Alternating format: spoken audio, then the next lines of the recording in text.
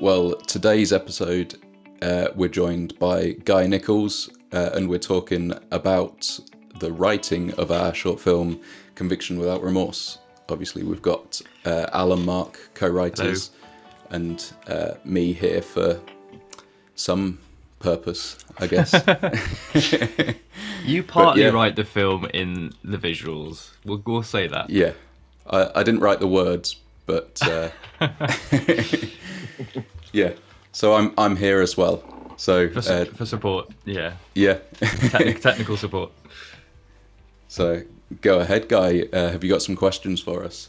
Certainly do. Thank you for having me on again, fellas. I really appreciate it. Thank you, White Deer. And thank you for letting me watch your film. I really appreciate it. I've actually watched a few of your films now. Don't know if you know that. But I think this is the best one yet that you've done. I think you'll all agree with me on that. You're all very good at what you do. I'm sorry, I'm pointing at you on the screen. You're all very good at what you do. It's nice to see you all in action, especially because the last chat we had was about ours, and now it's obviously the roles are flipped. So it's great to see what you guys do, and especially seeing you acting. Obviously, man, that's quite amusing. We're seeing both of you guys acting. Yeah, of course. Yeah, Al's cameo. I always have to have a cameo. Love it, mate. I've been picking him off as I've been working my way through your films. Like, there he is. Like, wicked, got him in there. But it's very, very good. And like I say, I think you've sort of taken it to a bit more of a next level with this one on every aspect, not just the writing. I think your characters, the way it's shot, your music, everything about it. It's really, really good. I think you really nailed the atmosphere, that kind of tensity. I wondered in terms of the tensity, and it starts off, obviously, it's a bit of a mysterious piece as well. And there's a few, puzzles and answers, which you sort of, I don't want to give anything away, so I'll try and be as vague as I can. But in terms of sort of the tensity, was that something that came out of the edit, or was that in the script, so to say? I think Would you say a bit of both, would you say? It was. I mean, I think it was certainly written as something that needed to be. I think originally it was kind of along those thriller lines. To keep everyone kind of engaged throughout. We could have just made it simple crime drama. But it might not have quite kept you on the edge of your seat in the same way, sort of allowing little bits of information to be revealed as it goes along. And obviously, feeding into all of that, you'd have, after the writing process, of course, but it was knowing what kind of shots needed to be used from that point of view to keep it tense, keep the audience in suspense and guessing throughout the film. And I think originally from a writing concept, that's what we aim to achieve. For sure, yeah. Well, I think just down to the concept of it as well, in that, again, trying to avoid any particular spoilers, but the concept of it is a very simple, a flaw in security systems way back in the 70s, and from that, you kind of have to have a bit of excitement to make the most of the concept that we were given. So I think, way back in the early steps of, this is the idea that we want to play with, you sort of knew from then, right, we sort of need to build some really exciting story, and especially with the time slot as well, that this is going to be a short, so you have to grab people's attention in such a short amount of time, which is probably what you found, like, you don't have so much to play with, but you have to, in that short amount of time, just get it right, kind of thing. So I would say definitely, even maybe before writing, we knew that we had to get that level of tenseness with it. But that was no doubt it was helped in the edit as well. And going back to that adage that there's 3 drafts, first, second, and edit draft. So for sure, all the way through. Yeah, definitely. It's funny. I mean, in terms of that, you were saying like the 70s. What was the kind of motivation or inspiration behind that? In terms of, you could have done this set this year, for example, a similar kind of storyline. What was the idea behind doing it in the 70s? And I love the 70s, by the way, because you've absolutely nailed it. All of the clothes, the costume. I watched the time lapse of you painting a set a few months back. Now to be able to see that, I'm like, wow, that's fantastic. Yeah, that was fun to do. That was really good. That was fun to do. But Mark, I think this is on you for the inspiration. Well, we were So very, very quickly, we did a film called God's Broken Things in 2018, and then the show night of that, we did it in my hometown village, and we filmed it there, and then we did a show night for everyone there, because a lot of the villagers were the extras in the film. And somebody that came to the show night, and I think was an extra, they came up with this concept. They were a QC, a Queen's Consort, so they knew of this potential story element, or this concept of basically in the 1960s, 70s, the security in a waiting cell was so poor that potentially someone could abuse it, we'll say. So we were sort of restricted to the fact that this could only happen in the 60s or 70s. Right. And we ended up choosing the 70s simply because I think it has, I mean, if you want to go, obviously it varies depending on when in a decade, but for example in the 60s, a lot of the costumes, especially the more formal or office costumes, were actually very similar to what we might be used to now because of skinny ties and everything. It's come back in. Whereas the 70s, everyone went wild. So we thought that's a more distinct style. It's something that we hadn't done before, and it's something a bit expressive, so we could play around with the music a bit more and things like that. So we chose the 70s in the end.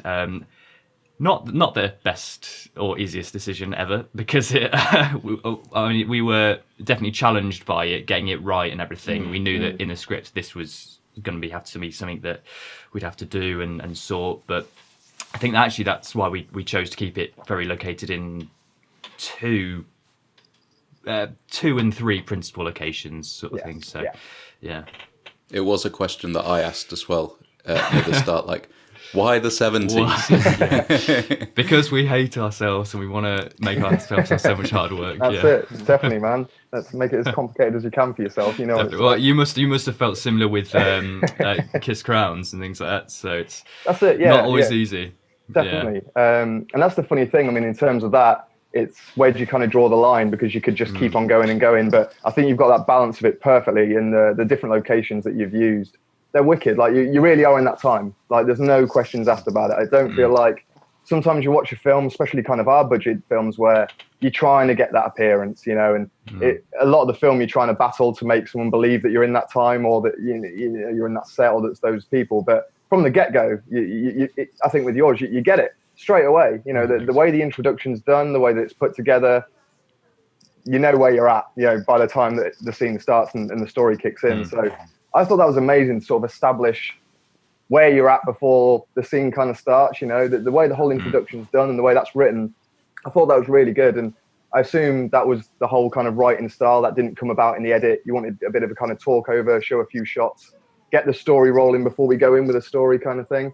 I mean, the original script actually took a much slower, longer, wasn't it? Yeah. Slower pace. Right. The kind of fast sort of new introduction, the first sort of opening 2 minutes, was something that came through after many discussions and reviews on the film. So, I mean, originally, I think writing the opening sequence we'd kind of envisioned it to be a much kind of long, drawn out process where we really get to be introduced to the setting, the time, and the environment that our characters are in, and B, to really kind of hone down on the relationship between the junior barrister and Dominic.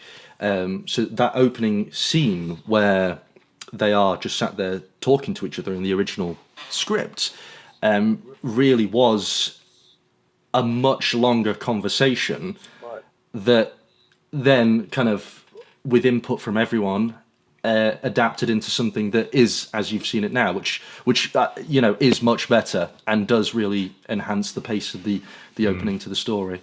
Definitely. And sometimes I find that and I get a bit kind of carried away with the story. Sometimes it's like, well, this is all good, but this is what I need to put across, and this is my point. And just kind of cut it back a little bit, and the odd line here or there. And I love the introduction. I think it's brilliant. I mean, in terms of that, and we're saying like the type of way that it's like edited and written. In the past, we've spoken about, because I've got obviously Tom Jeeves, and I'm doing a lot of the editing myself, where I can kind of write a story with like I said before, an edited version in my head, let's say. And obviously this time you've got composer on board as well, and you edit it sort of between yourselves. So do you kind of write with that edited script in mind, or is it a case of just kind of shoot everything you've got on the paper and then make something else up in the edit room? I mean, from my point of view, definitely, I can sort of picture scenes as I'm writing them down. I kind of know how the scene's going to play out, what kind of environment you want, how close you want the camera angles. I think one of the things I struggle with actually is conveying that on paper. It's quite difficult. I think it's a challenge. It's sort of partially due to writing, but also I guess directing as well is getting your vision and being able to convey that to everyone else in the writing stage can be quite difficult, because you just kind of want to put something like and then he gave a long stare, and I know how I want that to look. Yeah, I know how that's going to come about. I know which camera angles and movement are going to be used, but then do the actors, does the cinematographer, and it's conveying. Yeah, certainly. Yeah. 100%. Yeah, actually that's a good point on that. I think if you check the especially the very definitely the script that we ended up on, there's about 20 pauses, because I think we just wanted to get that right. These people are having that, going back to that tenseness. These people they're either thinking about what they're going to say next, or they're not wanting to say anything at all, and that just comes in that they're having a stare or they're having a pause, and that is one of the you get it, especially when you're acting. You read this, right?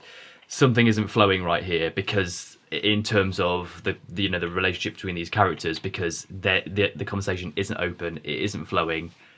There is that divide between the characters, whatever it may be, whether it's a different, like with the junior barrister and Dom, there's a different class system, so they speak differently from the get-go, or they have different motivations or needs that they want to get. So there's lots of pauses and stares and things like that to build into that idea of, right, this isn't going to go easy for anyone in any of the scenes. I think it is something that we also want to experiment with whatever comes next as well, with how the script isn't always the complete picture kind of thing. So we've spoken about kind of creating more of a kind of production Bible as to what is what everyone needs to know kind of thing, because the script is one side of the story, and then the kind of the shot list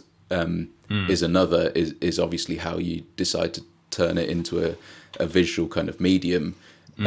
So to not share with everyone those kind of those pieces of information is kind of like doing everyone a disservice and making it a bit more difficult. So the more obviously some actors work differently, but at least if it's there for everyone to see, then they can take notice of that or not. Cool. I like that. But yeah, just more information and just about like what's being shot on what day, and like how it's being covered and stuff.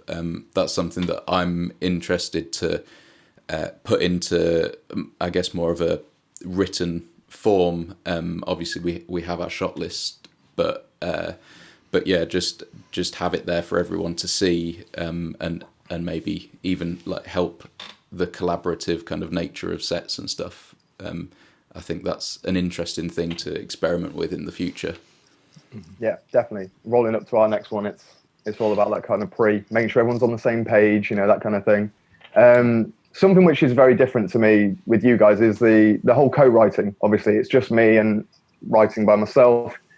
And I share my ideas with everybody and I get different points of views, but it's still very much me and my pen and my page. But obviously you two write together, and you've written plenty of sort of projects between a lot of you guys. There's not one writer, one director, one actor. You all seem to mix it up a little bit, How do you get that balance between the two of you? I mean, do you write different characters, or do you write different scenes? How do you get that balance of co-writing? It's so alien to me. It's probably different depending on each project, but go for it, Al. I was going to say with this one in particular, it kind of made sense to, for consistency, to have one of us write scenes in a particular location and the other to write scenes in the other location. So the way we kind of generally divided it up from the rough draft of this script was, I took the cell scenes and Mark took all the flashback sequences, and those bits there, and that kind of worked because it kind of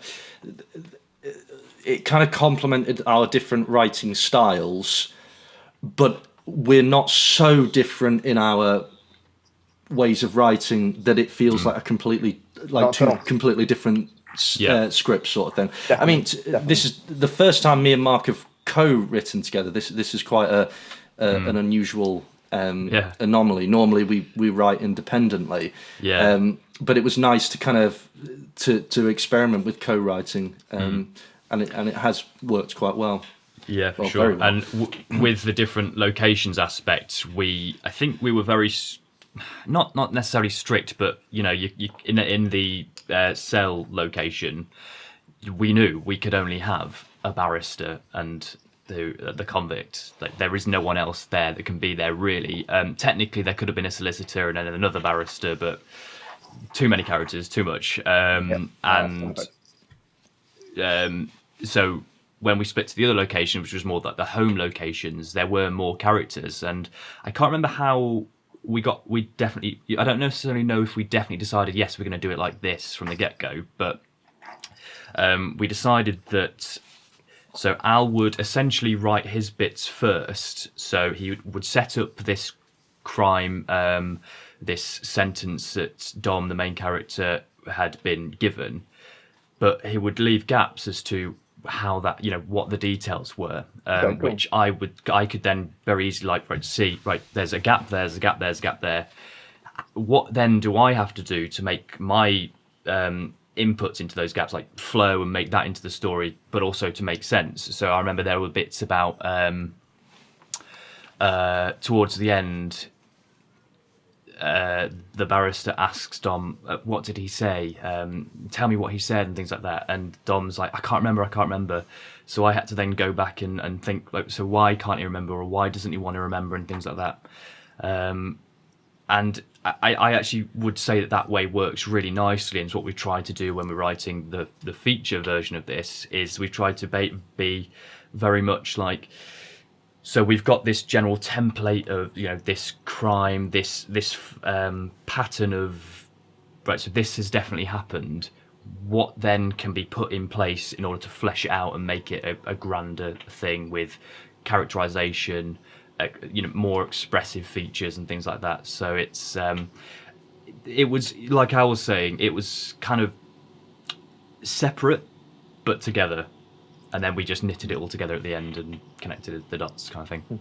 That's great. And it's funny because there's different scenes and you do get a different feeling, especially the way the characters are, the present, obviously I'm trying to be vague about it, but the anger someone is in the present compared to what they are in, like you said, flashbacks. But you wouldn't have said there was two, right? It doesn't seem like there's two different sort of points of view on this writing. It works so well. And you obviously work together so well with the writing. You're on the same page, which is amazing. I mean, like I say, it's just so different to me, and because I've done so many by myself, I just it's incredible. You can make that work and it not seem like, right, that's my scene, that's his scene, that's my scene, that's his scene, which is how I think I would still it would take me a while to get over that and have it so it's just one piece. So that's amazing, really. Fair play. In terms of the structure, I wanted to sort of move on to that a little bit. Again, trying to be vague about it all, but there's an unexpected turn, let's say, where you're led to believe somebody's done something, and later on you discover, and it's an unexpected turn. Was that the kind of original concept piece that you guys had, and you kind of worked from there and worked backwards and forwards, or did it start at the start? Just in terms of the writing, I mean, like we've said before, I usually start with characters or events. It's usually an event I fit a character around, or it's a character I love, which I work events around. To me, it seemed like the turn would have been something I would have worked on. Yeah. I think this might have been Al's bit. So I don't know how he figured that one. I think it was a case of taking the concept that Mark was talking about earlier, that sort of 70s, the situation that the QC had told and sort of explained to Mark could have happened, and it was that event that served as the foundation for the film.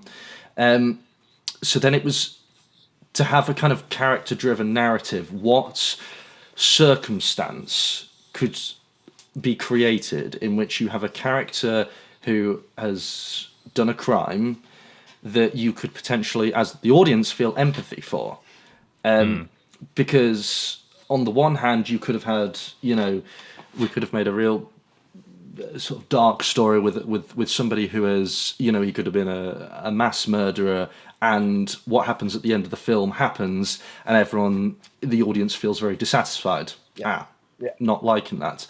So it was creating a scenario from the writing point of view that you have a character that when he does what he does at the end of the film, whilst terrible, you can still empathise with him and in a very twisted way almost understand the desperation that has happened. Do you sort of see what I mean? Definitely. I think that was it. So it was taking the event and building a character's journey. What would drive him to do that, whilst still having an empathetic character that the audience feels for.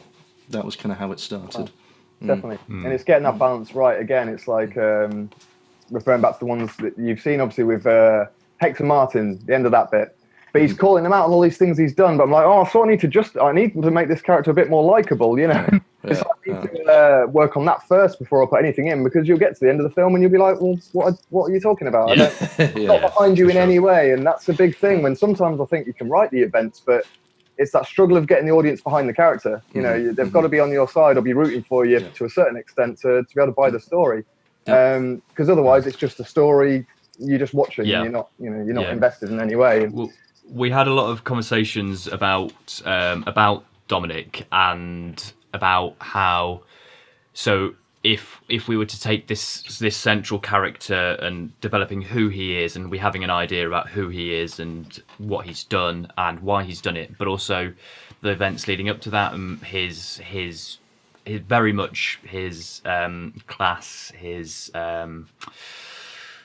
the desires and wants and needs of someone from his environment and background in that time period, and then playing it off against, for example, the junior barrister, who probably has very different needs and wants and has a bit more privilege, can look to be more ambitious with certain things and different aspects of society simply because of the time. But then also what would make Dom happy, what would really get to him, especially with the time period and mixing everything together. So whether it be his social status, whether it be his friendships and relationships with people, what would really make him tick and make him do what he does? I remember us having a lot of conversations. We still do, actually. We're still developing this character. And then obviously now having a lot more freedom to express it and to try different things with these characters, very much because it's fun. It's just fun to talk about different things to us, really, and what might make us as humans do certain things. It's just really fun. I mean, I can say definitely from an actor's point of view, I'm sure Al from a director's point of view and a writer's point of view, it's just actually really fun to put your creations into horrible situations, which is quite twisted. Definitely. No, 100%. And it's funny what you're saying about sometimes you can have sort of the ideas and these rough ideas with the characters, but I always say it's that you spend sort of more time with them. And the more I have this person on the page, I want them to be a certain way, and I'll be sort of writing and trying to get it right. And all of a sudden it clicks. And then I have to sort of go back on myself and go, oh, actually, I've nailed the character here. But all the times I was trying to nail the character at the start, I didn't. I was trying to. And I think, like you said, you need to spend more time with the character. You can't just go, I want to have this character in this scenario, dum-da-dum-da-dum, finish. It doesn't work like that. There's so much back and forth, as I'm sure you know. And take a line out here, take a line out there, take a whole scene out, because now I've developed this character and it doesn't work, or it doesn't suit what I wanted to do. For sure. With my most recent one, which I've been working on the past few months, it's a lot like that. I had some characters and some certain relationships I wanted to have, but now that I've spent, like I say, more time with them for 6 months, now they're not those characters in any way. Like, so I've removed a lot of that because it's like they've developed into this completely different person. And you have sort of touched on that already, but like you said, you have to kind of cut it back a little bit because of that, because you've spent more time and you've been able to sort of develop these characters. And I think, Adam, you said before that the first cut was a bit longer, maybe 20-minute mark, wasn't it? The first? Yeah, 21 minutes. 21. And that's sort of like more time that you've done cutting back sort of scenes or characters, or just parts which you feel doesn't drive the story forward. Well, there was, it's a little bit of everything, but there's an entire, I guess, thread or there's an entire scene essentially cut, I would say, or the majority of it anyway, which a really good scene, incredibly well written, and the only real reason why it didn't make the final cut was because it had a few threads which no doubt aided to flesh out the events in the film, but also but we knew the events as the writers, we knew what's going on, but it wasn't immediately obvious necessarily what that was for the audience, because as with everything, you think that when you're writing something, the audience will pick up on it and everything, and it's definitely something that we're trying to include back in the feature once we can express it a little bit more. But for example, there's again, without giving away too much, but there's bits where Dom is kind of preempting what he's going to do at the end a bit more, which is great stuff, and it's incredibly well. It's foreshadowing, and it's kind of almost a shame that it couldn't be in there. But if you missed it as an audience member, it would have felt like wasted time necessarily, and you would have had to. And not that this is a bad thing, but if it probably would have been a case of having to go back over a few times and picking up more of the details. But when you've only got 16 minutes, it's a choice of, do you want to take that risk and keep it in? I mean, we as filmmakers would always want to say yes, especially when we were there and filming it. But sometimes you just got to say, well, it could get missed. It could get seen as, who knows? Who knows what the audience is going to think? So we decided to take it out, but we are trying to put it back in. So. No, 100%, man. It's funny. I mean, we say this a lot of the time. I would say that, maybe that would have worked better on paper, and it's a phrase that seems to keep coming back up, where I've done it numerous times where you've shot a scene or you're really happy with it.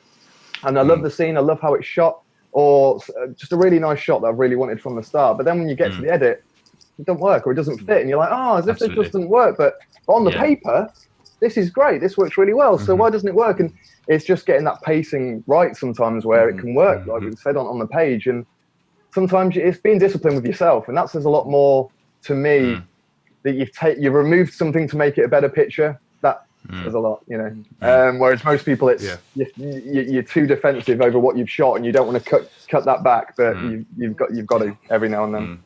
I think it's interesting as well, like the different pace of like a short film versus a feature film versus like a series as well. Yeah, man. And I guess you guys are thinking of that exactly for the feature as well. But it's like a different language kind of thing.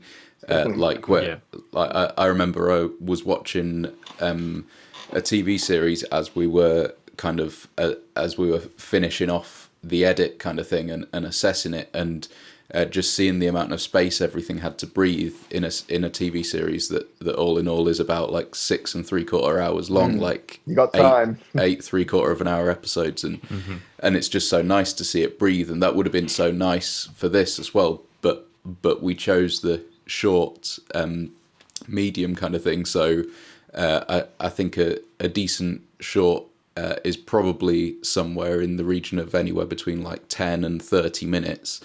I think if it's any more, it might turn into a bit of a longer short, almost a feature. It's kind of that grey area. I think 'cause yours, Guy, An Eye for an Artisan was like 30 minutes or so, wasn't it? So that's on the longer end of the spectrum. But then again, it's also about like how whether it feels like it needs to be that long or whether it feels dragged out. And yours felt right for that, but ours felt a bit, I wouldn't say it felt wrong at 21 minutes, but it feels more right at 16 minutes, I think.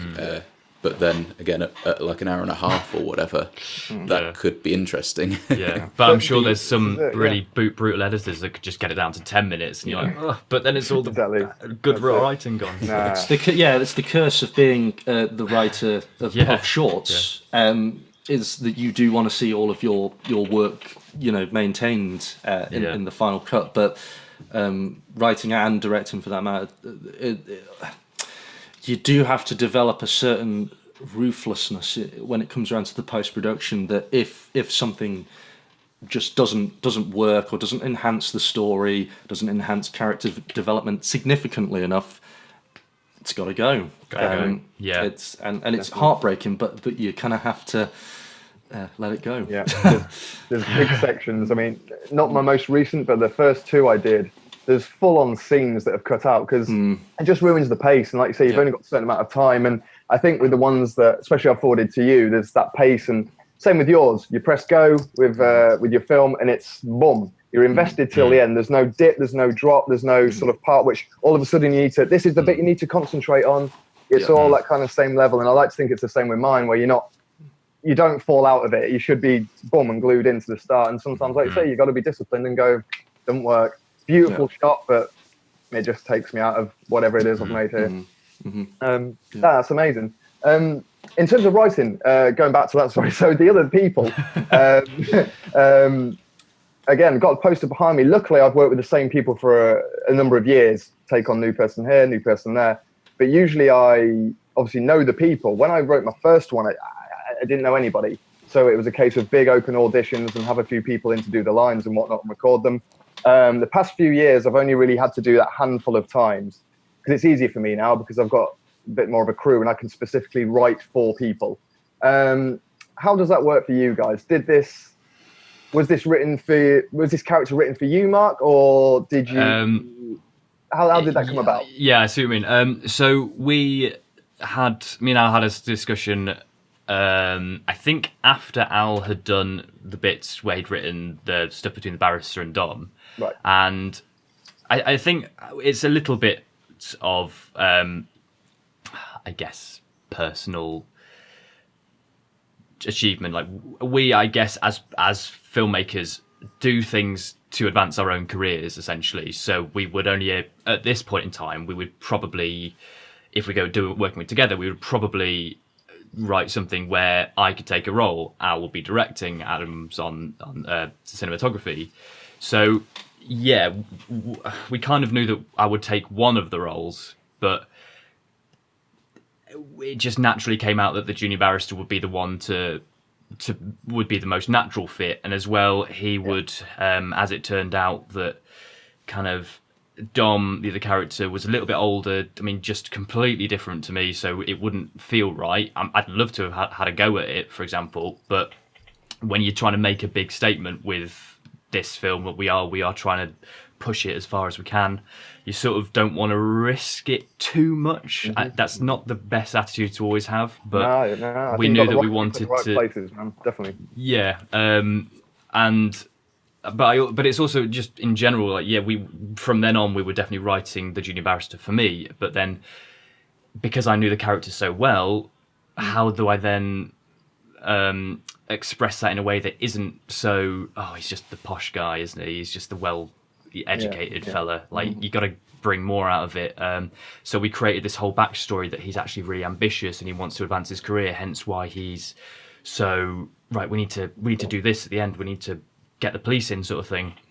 So that's why he does that. So that's so actually having that whole writing process was great for developing the character. It just cut out my work or extended it, you could argue. So it was great. But yeah, I mean, we tend to write it with ourselves in mind in our respective disciplines.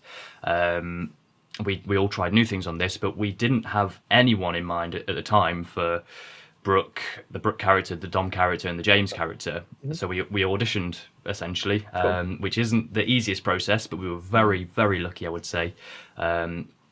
So your lead is thankful. absolutely fantastic. I think me and Adam had a brief chat about it the other day, and he's amazing. He's absolutely fantastic, and especially because you haven't worked together before, and from watching that, you'd think that he was part of your clique, so to say. And again, now watching your other, I don't know his name, but the other actor, you've obviously worked with him quite a few times now from the looks of things, and he's also great at what he does. But to get this fresh blood in, I think it's really brought this completely new sort of theme, let's say, to your films. Which it added the just gonna say, like, the Dom absolutely needed to be different. He needed to stand out, and he needed to play off the kind of the safeness of the junior barrister, I would say. He needed to be just so other, and it helped, I would say, having someone completely fresh for that. And just from the audition, we were like, this guy's done it. Because I think had it been too familiar, it wouldn't have had the same vibe at all. No, I think Christian's got a bright future ahead of him, to be honest. I think he was really good to work with. And also it's the same with with Voice of Belief, I guess, what Simon was in before of Al's, and me and Mark had less to do with that film, so we don't know as much, but I guess you had to find those actors then as well, and I guess it is a bit of a risk, like a leap into nowhere, and hope that you find someone that does the job. So obviously Al had that experience there, where he didn't kind of cast Mark straight away, kind of thing there. So I guess that kind of like the feeling the same, Al, or was this one kind of different in the casting process? I think in this one, with the exception of Mark, who I think, to be honest, that was further reinforced, I think, when the QC, when we'd had, do you remember, Mark, that discussion we had at Nottingham, where he said about junior barristers, like basically the actual barristers sometimes wouldn't want to spend time with somebody who's just been convicted, so they'd send their juniors in to do the job. So I think that just further legitimised that Mark was going to, and I that role I had written with Mark in mind, but all the others needed to be fresh. But I think when writing these characters, unlike the scenes themselves, unless you do this very differently, Mark, but I don't have that many ideas in what these characters were going to look like. It was only a very generic overview as to what they were going to be. I imagine Brooke as being blonde, to be honest. So I don't really have I have a picture, but as you know, when you're reading, you have a picture of someone, but it doesn't matter if someone can come in and convey that character and just grab it. Doesn't matter what they look like. Well, it does to a degree. For example, Dom had to be threatening. Brooke had to balance innocence with quiet manipulation, for example. And absolutely. But this is these are like character traits. These are something that the actors themselves build up. But in terms of a sort of look and style that each character has, it's quite flexible in the early writing stages. Well, I would say James, actually, the James character, because we did have someone else in that role initially, who unfortunately didn't work out, but he was a very different look to working with Simon again, who did an incredible take on James, and I think initially, I don't know, we did... It's going to sound really bad, but we didn't initially consider Simon because I think we had a different idea in mind with that character. But when you see the two people that we had in contention for that role, and then obviously Simon took it on, they're completely different looks-wise, but the character had so much, I'd like to think had so much opportunity for development that you could just be a different type of person but still bring in a lot of the aspects of that one character. So it's yeah, I would completely agree. You don't have to look a certain way for these roles, especially when we're writing them. You just have to grab on to certain feelings portrayed by them, or an idea that is there in the writing. Definitely. That makes sense. Yeah. Again, I think we sort of touched on it briefly last time about the gangster character in Eye for an Artisan, Travis Green. And I'd written the character, but I didn't know who was going to play him. And there was this big thing about, and all I knew is, well, he needs to be broad, wear his shoulders up like this, bit of a suit, hat, but who's going to play him? And whoever plays him needs to do it, spot on. Because if you don't pull it off, it's just going to look ridiculous. And it'll just go, what's this guy?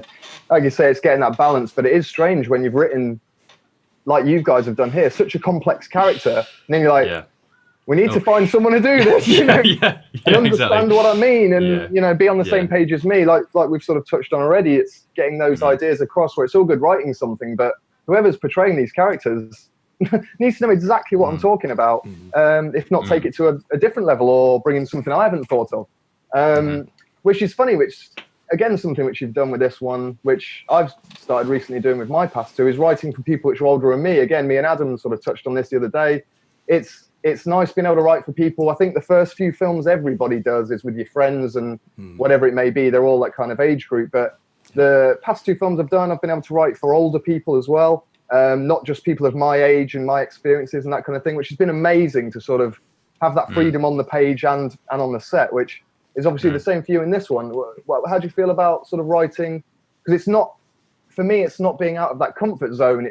It's a new area to explore, if you know what I mean, rather than, this is something I haven't done before. It's exciting, and I assume the same for you with the older characters in this one. It's definitely it's exciting to be able to explore that side of it in a way. The main challenge you have when writing for older characters is you sometimes feel, as somebody who is younger in their 20s writing about older characters, can you really capture the experiences that say a 40-year-old, 50-year-old might have had when you haven't experienced them yourselves? And I think you just kind of have to look to people that you're close to, whether it's relatives or teachers or anything who are in those positions, and you take inspiration from them as having their life experience and being able to take that and put it onto the page. I think that's definitely one of the most effective ways to write older characters, and then to feel comfortable with it. You can almost understand it, even if you're not, say, 50 yourself. You can look at these other people and empathize in a different kind of way, and then it's just a case of putting those ideas on paper. Would you say, El, I've always been curious about this, because I feel the same. So when I'm writing something, I always imagine, so if I was directing this, for example, this film, Conviction Without Remorse? I guess any film, but maybe this one as well. Okay. So if you're writing an older character, you would probably assume is played by an older, more mature actor with a grand wealth of experience. Yeah.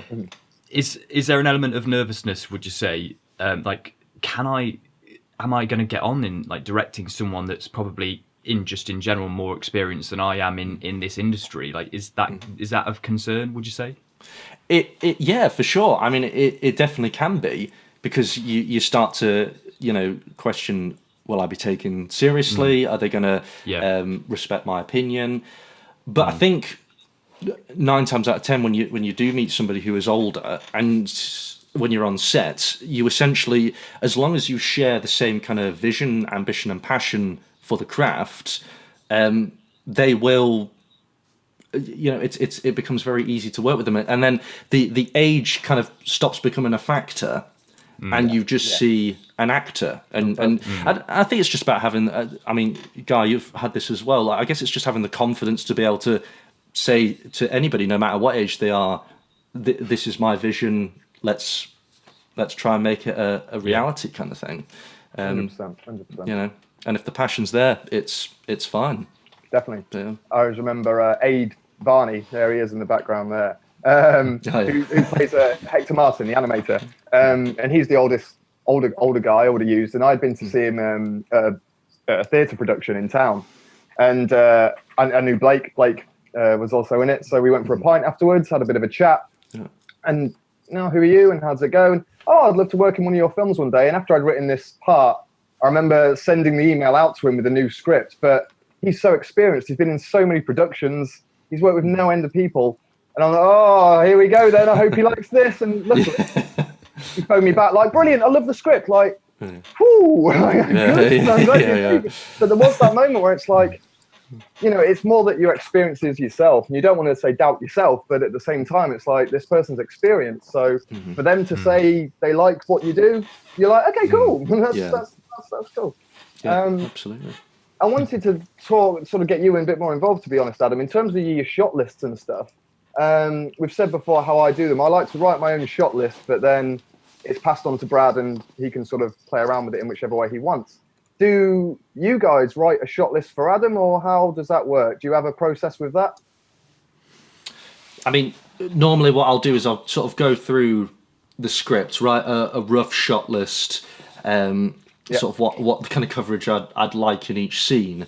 But then obviously it's nice to let Adam put his own unique spin on everything, which he always does, and he does well. So I think on this one as well, we experimented further with that as well, and partly because Mark was taking a few of Al's. Well, he was taking Al's producing duties away. So with that, some of that time that Al was more freed up on, we wanted to delve a bit deeper into what we could actually do with the shot list. Yeah. So there was definitely the original idea or the ideas that Al had, like we always start from. But on this occasion, it was more working out how's best to cover the scene, and there was quite a few kind of technical things that we had to figure out, like in terms of locations and stuff.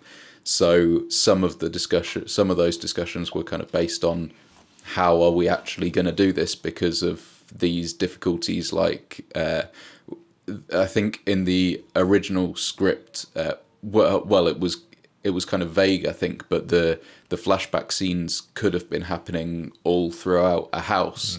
But when we kind of realized that the best option was to shoot in one room and kind of have like a dining area as such, and then the living room, and build it all into one space, and also use our separate little kind of mini sets as well, that factored quite heavily into what the shots were actually going to be.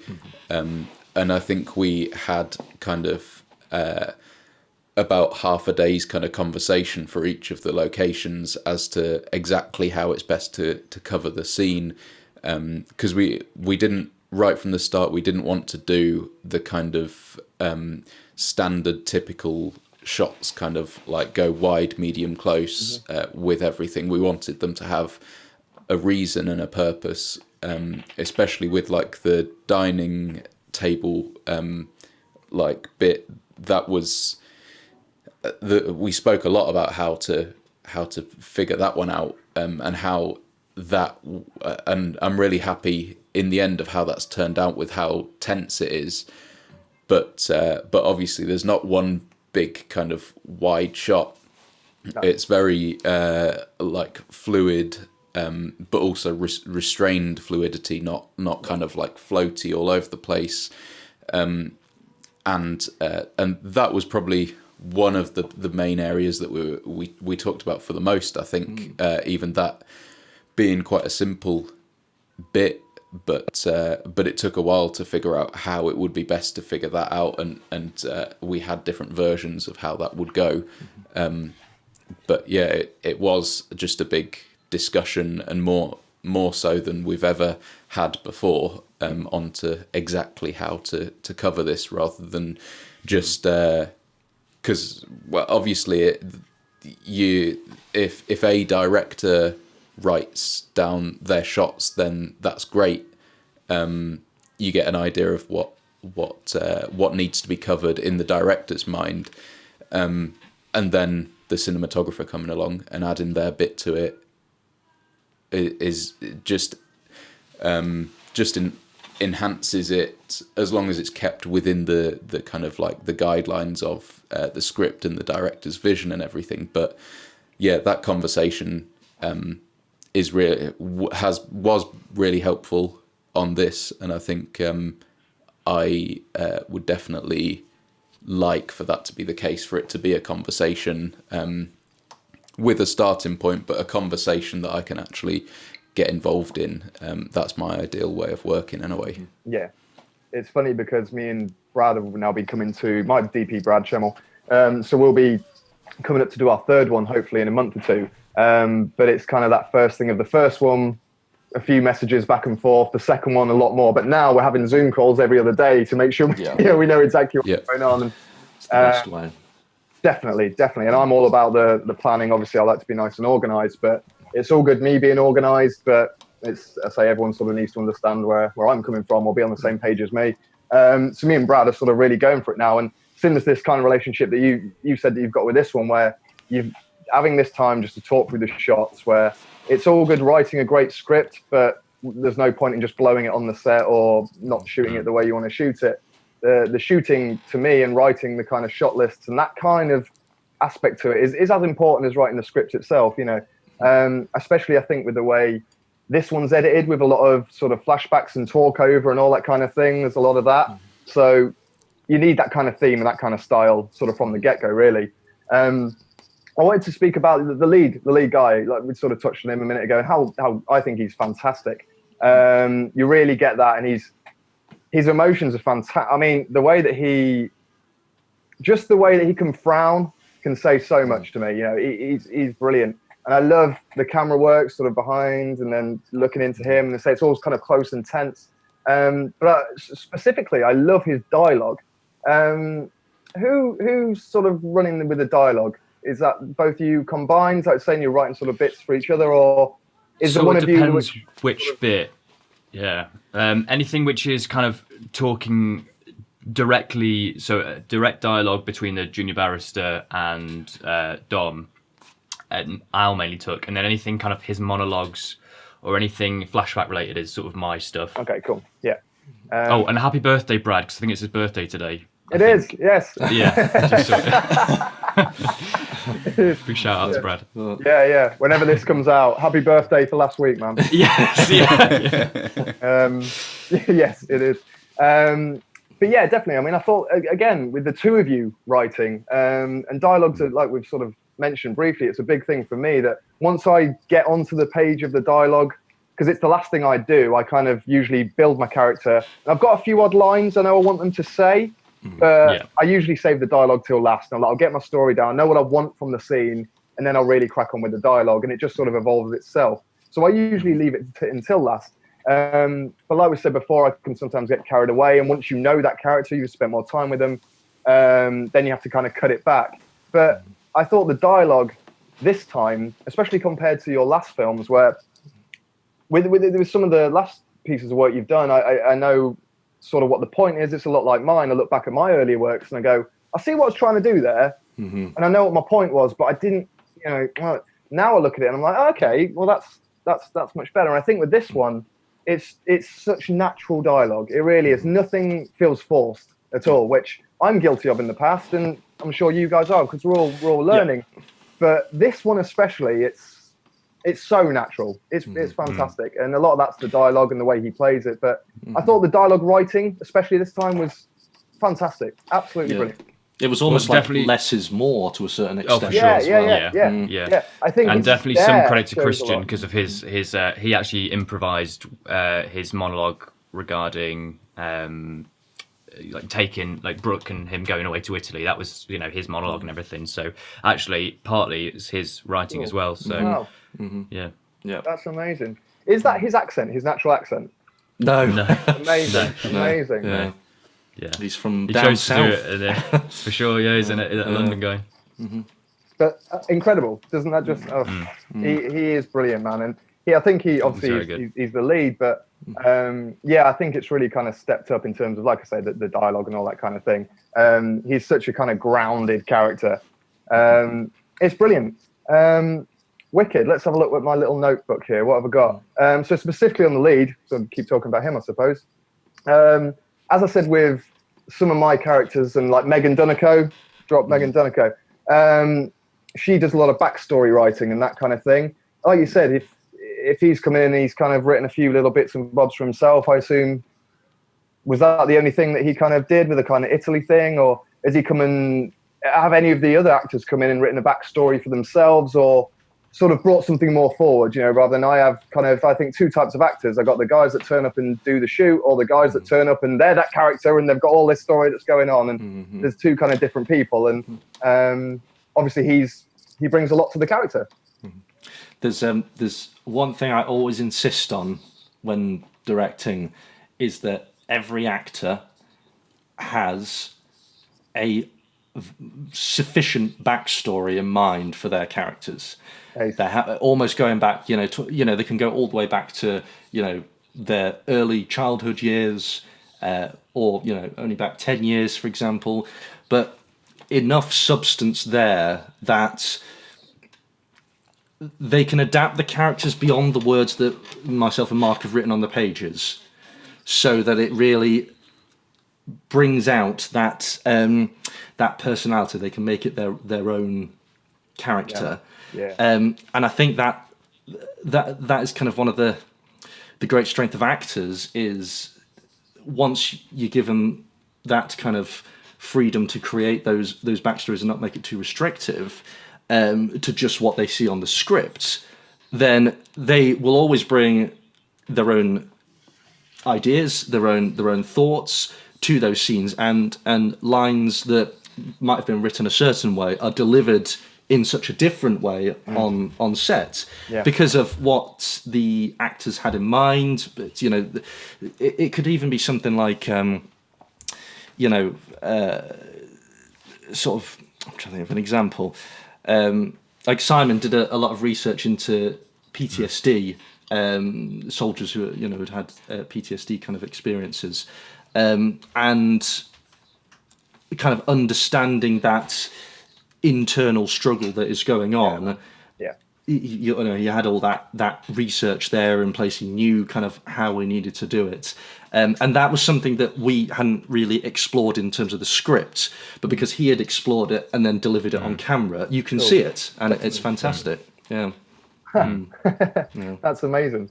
And you can, like you say, you can really see that. He really portrays this man with the weight of the world on his shoulders. Like, he really is. Absolutely. You don't know. I mean, and that's why I think the ending and the whole story is so kind of justified with the character, that you don't, as much as you feel like you know him a bit, you don't trust the guy. And I think you've got that so well that any kind of unexpected move can kind of happen. And again, from the go, just him sat in his cell and the way that he's frowning and looking, that is acting. Like, that is fantastic. And I love how you've got that balance, that like you said, you could have done this role if you wanted, Mark, but I think you really have got the right people. I mean, I wouldn't.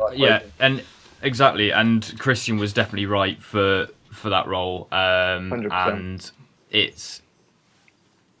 I think that's just a very quick touch on why casting directors need to get, just in general, more attention for what they do, because, for example, if I had been cast in that role, it would have been an incredibly different film, and it wouldn't have turned out anywhere near the same sort of thing. I mean, I would argue it would have been far worse, personally, but that's kind of why casting directors take a body of work, take a director's vision, and have to do so much, and then have to try and find that right person, have to sit through hours and hours and hours of meeting people who they have to say no to, is stressful and tiring. But if that one person can come along and just in a minute or whatever give their take on it, and they have to be able to say, yeah, that's the person, even if it's been hours into the day and they just want to go home. So I think they need a bigger shout out just in general. Definitely, it's one of the things that really makes or breaks a film. Yeah, for sure. No, totally, man. I'm right behind you on that.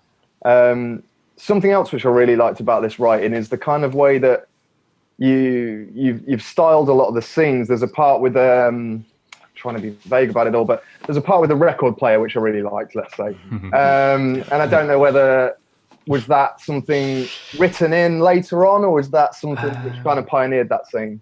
That you knew this scene, we have to have this. Actually, I think we just wanted to set the room up to look really 70s, and then we managed to get this record player, and it was so freaking amazing. We just wanted to get the most out of it. It's wicked. It works really well. That's my favourite scene in the film, yeah, for sure. That record bit. Was it partly written in like blocking as well when we were going through how we were going to shoot the scene? It was partly that was built out of because we knew just things like distance and the way that things were going to play and the kind of like volume level in the house kind of thing. Like we knew that we needed that motivation to put on the record player for to cover up noises, let's say, and that I think it's partly down to that, and partly all these kind of things. And as we were setting up the room, and there's like hundreds of possibilities of the way that we could have laid out the room, but then as you start bringing things in, like the record player and the motivation of why we decided to have a cake in the shot as well, like all of these things, it all adds together to make the whole kind of thing, the what you need in the scene, like what props and stuff. And actually, then that's also that's like just the a music writing after. issue there as well. Yeah, I was just going to briefly touch on that thing. So initially, the writing was that they were in a kitchen. We couldn't get a kitchen, so we needed to move a knife to that room. Hence why we had a cake. So yeah, sorry, Adam. But then also the music after as well. Like we had to get something that actually sounded like it was from the 70s as well, because everything else wasn't being played in the scene, so it could afford to be a bit more well, not necessarily music from the 70s, but this it is made to sound like it was played from the record player. All of these considerations, I think, just add up to like add texture to the whole scene, like, and the whole film as a whole, and they inevitably, I guess, get written as you come to think about all these things. But there was like 100 decisions like that made up the entire film, but each one like took half an hour to like, of us three kind of like sitting around and working out and saying, no, that wouldn't happen, that's not like that just wouldn't happen. So I guess in terms of that, I was in those conversations as a writer, but as a guardian for the visuals kind of thing, and like saying, well, that's a great idea, but it'd be hard to pull off visually. So maybe we take that idea and do it in this kind of visual way. So it is strange how the writing never really stops, does it, when you're going, even in the edit as well. Like obviously going from the 21-minute edit to the 16-minute edit, that's it in a sense, rewriting the film again, with feedback and things like that. But Definitely. Yeah. Even on set, I always slip them the odd line. Just say this, can you? Just say this, can you? Just knock this one. Just say this quickly, and we'll work it in the edit all the time. Something I really like doing, which I've sort of been working on recently, is sort of seeing a changing character during a scene. For example, the Travis Green scene. I don't know if you remember when he first knocks on Lee's door, asking him about the comic book. He's Mr. Nice, but as soon as he doesn't get what he wants, it's a bit of a turning character. There's a scene in this, again, I'll try and be as vague as I can, but there's a confrontation, and I absolutely love, because it's sort of brought across in this positive. There's a bit of news, trying to be vague, but you obviously know what I'm talking about. And I love how you've done that scene, where the start of that scene, it's all right, well, hey, how we doing? And you see the switch in the characters, and that's for everyone in that room. When that person's called out, I love that kind of writing. I really like it when someone, either they're called out or whatever it may be, but that kind of turn in the character. Was that something which was always there from the start, from kind of the page where we're going to have this moment where someone's confronted and we're going to see that smile wiped off their face? Was that something from the start? Yeah. Definitely. I mean, that was kind of one of the first initial things, was like seeing Dom's he's got a violent streak to him, but he does it in a way that gets justice for him in that way. So he doesn't want to just tell his friend, right, I hate you now, let's have a fight kind of thing. He wants to really dig it in, like, I know what you two have been doing behind my back. So he's actually far more intelligent than what we initially take him to be. So it adds the layers. Also adds the following scene after that, when he does what he does at the end. It adds that a justification that he has thought that through, for example. So he knows he's been working on this throughout the entire conversation between him and the junior barrister. And it's sort of foreshadowed in the scene where he brings his friend and he locks everyone in that room to create that drama together. And he's kind of, he just wants the revenge, but the justification, but also this might not be the strongest thing that he wants to achieve, but that idea that he revels in seeing something of his creation pay off in a way, and in certain times it's just because he wants to just achieve his goals. But yeah, I mean, when relationships are involved and things like that, we all would want some sort of personal justification or some personal result from it in a way. And his, in that scene, just happened to be a bit difficult for the other characters. So I mean, Dom's goals throughout a lot of the story are very simple in many ways. If you break it down for sure to his basic needs and wants, he family. is exactly. He is a man of the time. It's almost the characters around him that have the sort of slightly more complex, deeper needs, but go about it in a much more plain and simple way. From the junior barrister to James to Brooke, they have complex needs that they channel into very simple actions. Things that are. That's a really good way of putting it. Yeah. I think Dom is very much a. I'm trying to think how to phrase it.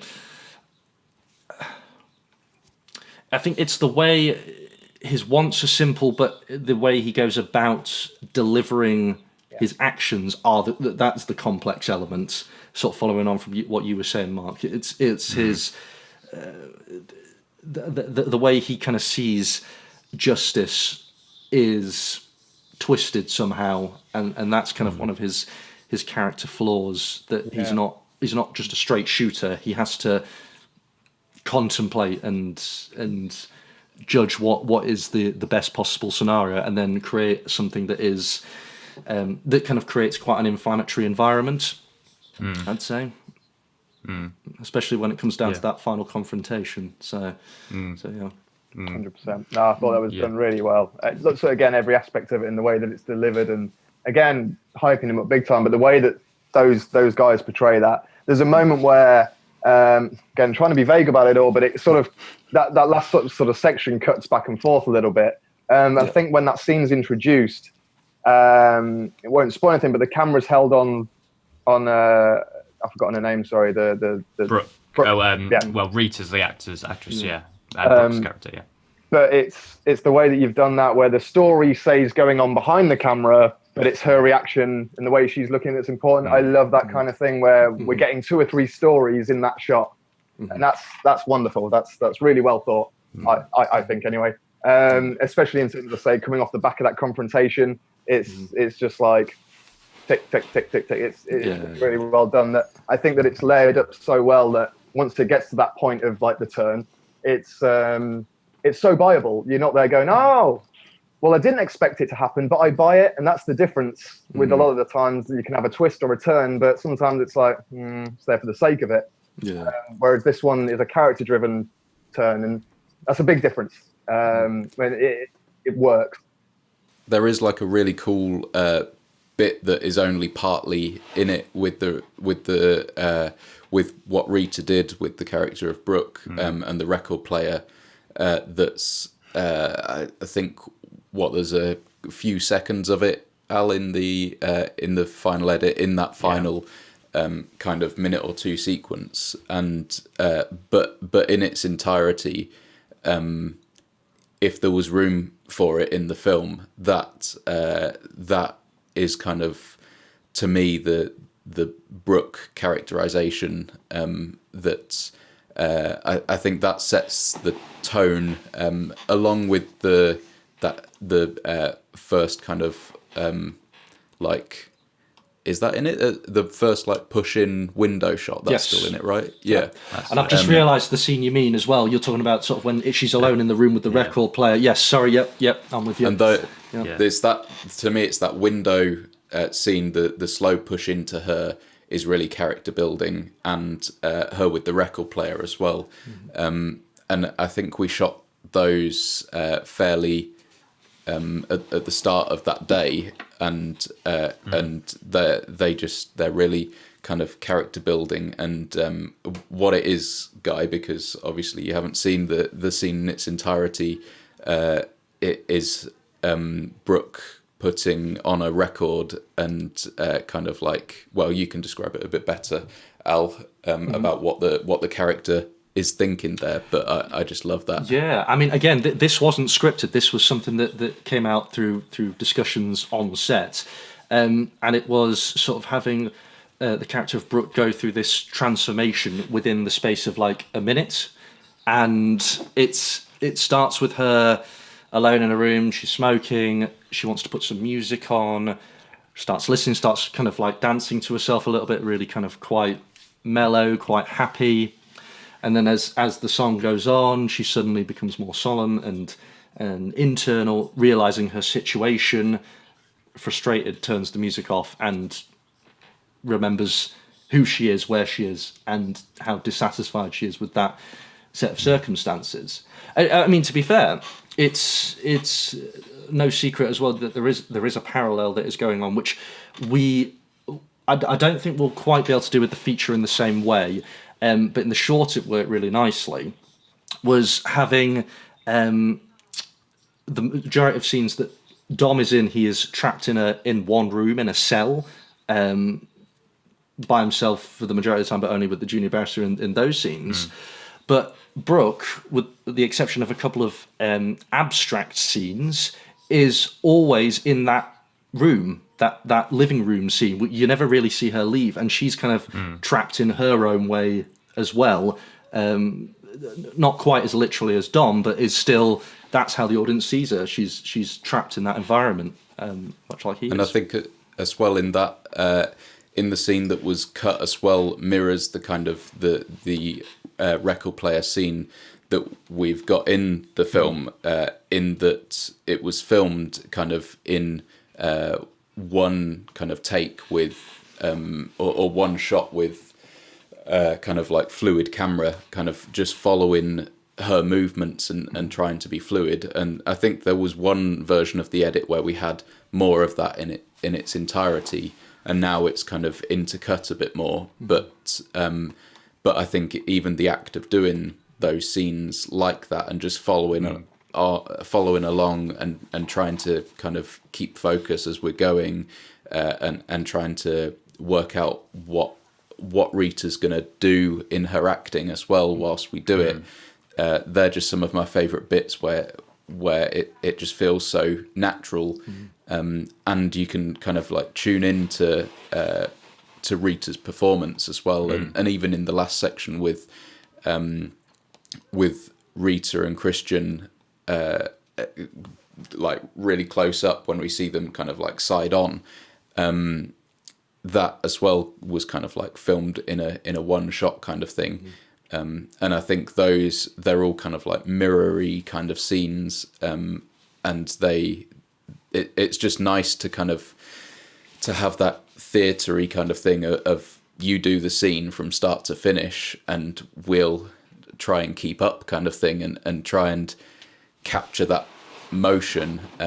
Obviously, we did the locked off camera kind of thing a lot in the cell, but it was a different kind of characterization kind of thing for the camera as well. Being in the living room scene, being all more like kind of movementy and like discovering what's happening. But I really love those in terms of how they capture the characters, and how the characters just flow there as well, just allowing the characters to do their thing. And that was one of the most special things to see on set. I think those three come together, which unfortunately Mark wasn't able to act in that kind of group. Obviously his acting was more in a more restricted kind of way, but obviously it was really free flowing on those nights when we shot that parts, I think. For sure. Yeah, definitely. We actually called that scene the FU scene. Well, Marcus is a bit explicit because it was literally just Rita, as Brooke, just essentially just in her free flowing FU to the world kind of thing, but it's within this trapped environment, so she's like a caged bird, that kind of thing. So she hates her environment, but she can't leave it, so she does what she can with the music and things like that she uses to express her emotions. Yeah, that's brilliant. That's so good. In terms of the ending scene, then sort of getting more that way, I've spoke to Adam about this again. I don't want to give anything away or specifically or any sort of spoilers in any way, so I'll try and keep it as quiet as I can. But I just wondered what, for all of you really, for the writing, for the shooting, the way it's edited, there's 100 ways you could have done that scene really. And I just wondered why, or not necessarily why, but like I said, there's so many different ways you could have played that out, but you need to keep that kind of mysterious and keep the same tone the rest of the film's been done. And I think it's done so well. I've watched that ending bit about 5 times now. It's wonderful. And you buy a little bit more of it each time, and you see a little bit more of it each time, even though it's a handful of shots. There's a lot of information in there, especially if you care to look deeply into what's actually going on. And especially with all the flashback shots, all of the quotes that are sort of, everything's brought back round and it's sort of full circle. And the final shot with the smoke, etc. Try and be as vague as I can. But I just wondered why, or what was the idea in that? Did you want to, obviously you want to keep it kind of mysterious and vague, and it wasn't an out and out, we're going to show you what's happening with a lot of these moments. Was the idea behind writing that, was it to keep it mysterious like that, or what was the kind of writing process of that to make it the story, but you don't want to make it too obvious at the same time? Yeah, I think it was to keep it as abstract as possible, to sort of perhaps give the audience insight into the chaotic mind of Dom in those final sequences as we assume what he has done. That wasn't, again, that wasn't anything that was necessarily written either. Right. In the script, I think in the script it was a very simple couple of scenes that were very short, that gave a brief oversight as to what had happened. Like we pan, over the seats of the cell and see that something. Yeah. And then we see somebody walking away. That was kind of how it was originally. But it kind of, I kind of feel, if we're going full circle, Guy, going back to what you said about it being tense and that kind of sort of side of things, I think if we'd made the ending too literal, as in we show, here's what's happened there, and there he goes, that's it, then we might have lost something at the end there. But to kind of keep it sort of quite chaotic and confusing, there's a part where the audience are still guessing as to what has happened. Definitely. Definitely. And I think that's kind of the way, when I'd edited it together, that's kind of what I'd wanted to show at the end there. I think there was also a stage of it that where it was found in the edit, especially leading up to those final moments, like the kind of minute or so preceding the final couple of shots. That was, I remember, Al, you had an edit, and obviously we knew from the script what it was going to be. But it wasn't until you said to us, I think, that you've got to figure out this ending. And then I remember you sent something over to us, and that was one of the first times that I kind of like looked at it and thought, fuck, we've got something good here, kind of thing. Like goosebumps kind of feeling. Obviously, you know what you've created, but it's just nice to see something work so well and see all the elements come together, because especially all of those elements of the flashbacky things ended up being so poignant, abstract, and then poignant as well, that it kind of when it comes together, it adds up to so much more than we obviously wanted them all to work separately, and I like how they all work separately. But when you put them in the context of like the Brooke shot, for example, with the black background where she's kind of like spinning around, and that edited in where it is towards the end, it just shows so much, and that was something that we just thought we'd set up kind of that like black background for shoots and some other stuff, and Rita was done with her acting for the night, and just before she left we were like, do you want to just try something here? And that's where that came out of, and it just works so well. I'd like to say that we planned it all, but but it just works. Those kind of bits just are so nice, and I think put together in that last minute or so just works so nicely for it's an explosion of want. Thoughts and stuff. Yeah. Sure. Quality. Sweet. Well, I've pretty much gone through what I wanted to speak about, to be honest, guys. But the last sort of thing was, in terms, for me, it changes every single time I do something. But for my most recent, especially with an eye for an Artisan, I like to think what's on the page I've written is pretty much what's in the edited version. With Kiss Crowns, that is not the case in any way. I wondered what, roughly, kind of percentage has stayed from the page to the final thing. What do you reckon, Mark? It's probably 50-50. It's 50-50. Probably about just about 50-50. Because the dialogue didn't change all that much. It's just we've cut a few things here, added some non-verbal things there just to visually represent it a bit more. So we've been able to tell the story visually where before it may have been written. So I'd go with 50-50, but I'm sure reading the script again, there's probably so many things that we've just completely missed. So that's probably right. I mean, if you factor in the some of the flashback sequences were changed. There was the one of those cell scenes was cut. Another was kind of condensed significantly at the start.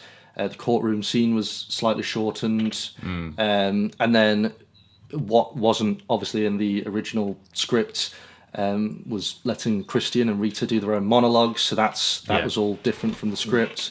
Gosh, maybe it's more so. Maybe the script was just a guide, and everything else was just behind.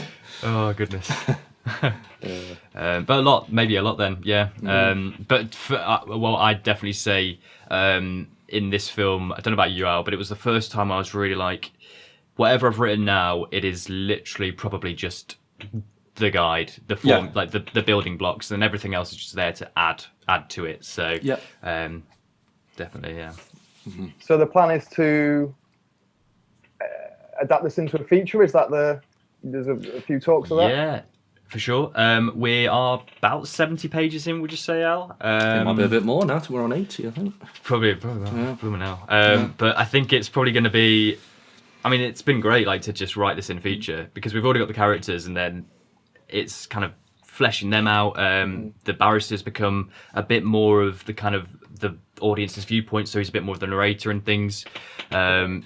So we see things through his eyes, but that frees Dom up to be a bit more mysterious, and we're uncertain about his motivations and things. So that's definitely in the process and going really well. Actually, really, really fun. Like it's when you've tried something like writing of something, and then can you tell that story in 5 minutes? But instead, this time it's can you flesh it out without doing too much. It's another challenge, but a fun one for sure. 100%, 100%, man. Oh, I look forward to seeing that one day. Definitely. But writing features is amazing. I mean, the past few months I've got mine back out. Obviously, lockdown. And you look at some of the notes that you've written from a while ago, and it's like, okay, this is actually all right. But like you've said, it's a completely different process. You don't have that worrying time factor to try and squish what's the important parts I can tell. Well, I can have a bit more time to develop these characters now and really get those stories where those scenes are all kind of squished in and squashed in, and it's a different process, completely different process. For sure. Yeah, no, that's fantastic. Well, one day it will be a feature, and it will be. That's it, man. That's it.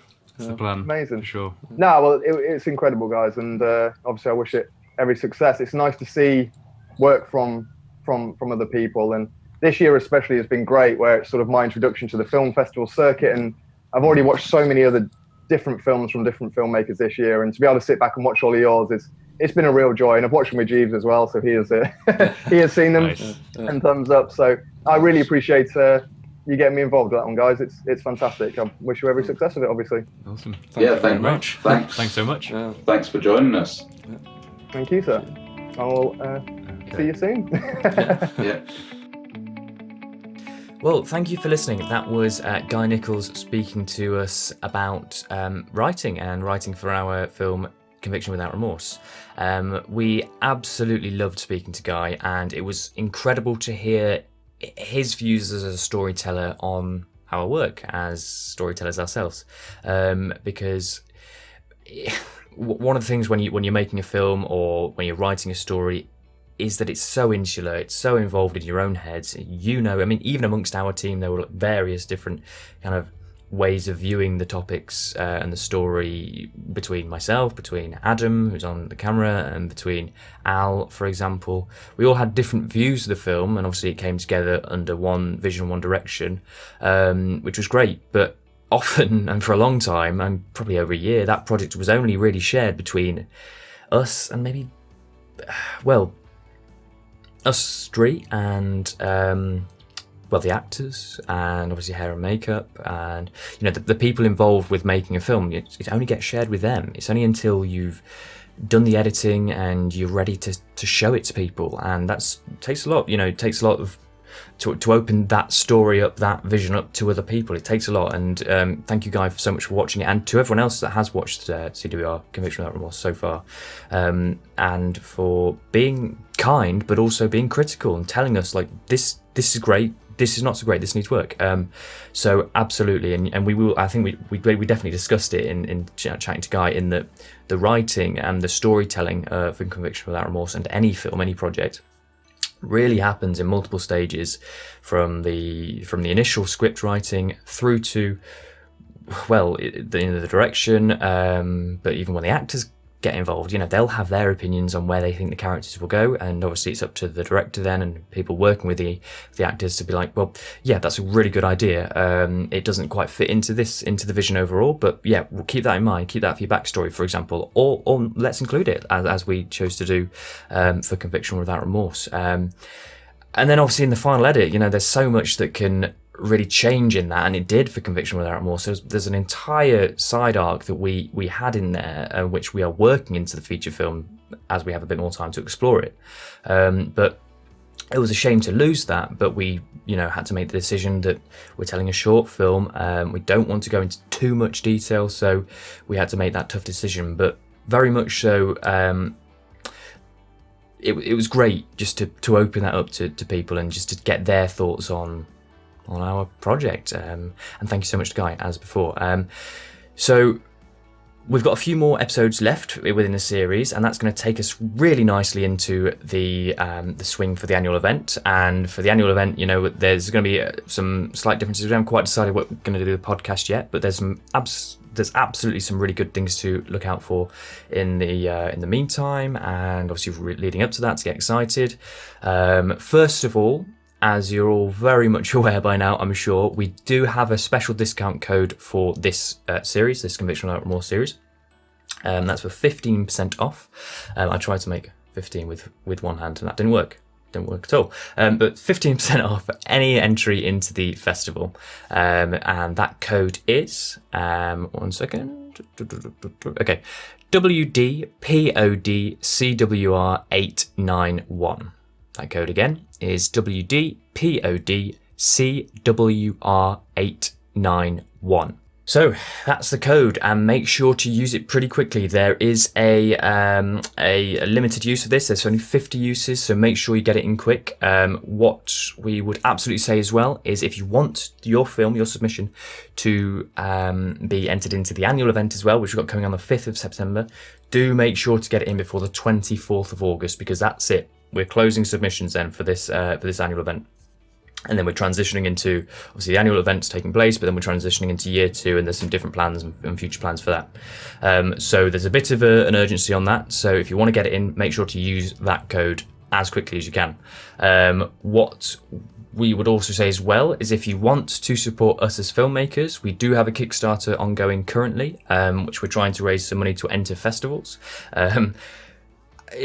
Obviously we're not going to enter our own festival, just putting it out there, that is not happening at all. We're not going to give ourselves any favoritism in the slightest, and even if we did show it off, it would be at the very last, almost the last thing, because we don't want to take away from the entries into our festival. We're not about that at all. So what we're doing is raising money to enter into other festivals and to support them, but it's a Kickstarter, so there are rewards. So it's not like we're just taking your donations and then giving you nothing back. There are rewards. There's some really good ones. There's some art card. There's an art card reward, which is really, really nice. Gabby Rana has done an amazing bit of artwork for us to show off kind of the themes of the film, and you'll get that, and it will be a handwritten thank you from us on the back of that, which is one of my favourite things. I can't wait to send that out to people. Additionally, we've got some very exclusive behind-the-scenes images as one reward, but also a behind-the-scenes, extended behind-the-scenes interviews about the project as well. So tie in really nicely to these podcast interviews as well. So you'll get an exclusive extra insight into the certain things, and you'll get to see a bit more of the set exactly and how that was made and things like that.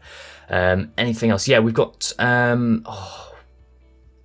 You can get a copy of the script. So whilst we're on writing, one of the rewards allows you to get a copy of Conviction Without Remorse itself, so you can see what we used when we were working on making the film. And there's a few small changes here and there. Obviously, things change on set when it's you're in the moment and when things get developed. But you'll be able to see the script that we worked off from initially, when me and Alistair wrote it. But yeah, there's so many. Really good rewards if you're a filmmaker, but even if you're not so, there's things that would give you a real insight to a very exclusive set of the things that no one else is going to have. And we wanted to give that back because I guess we're all really proud of this film and we want it to go as far as it can. And one of the main things for us is about sharing that experience in as little way or as best way as much as we can to people, and it's up to them to sort of look into how much of that experience they want to get and sort of where they see themselves getting that amount of experience, whether it's through reading the script and sort of seeing how we came to the decisions we did and things like that. So yeah, take a look. We'll put the link in the description below, and yeah, just have a look. It's very much a campaign which is centered around getting the community involved. So we'd really appreciate your support. Even if you could just share it and things like that, that'd be really good. So I won't talk for too much longer because I think I've said everything. We do have a couple more in the series coming along. I think we're doing an actors one next. If it isn't next, it will be the week after. But thank you so much for listening. I've rabbited on for way too long. Thank you so much and have a great day. Bye.